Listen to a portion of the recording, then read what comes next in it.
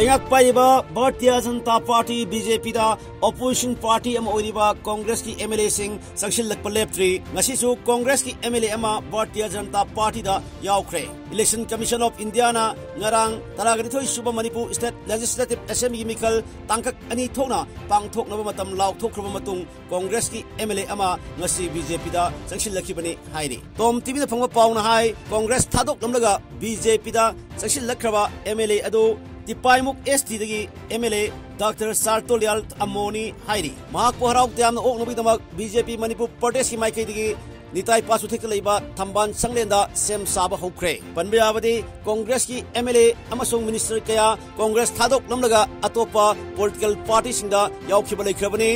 MPCC ki president oiramba Govindas Konthau jamso party thadok lamlaga BJP da yaukrabani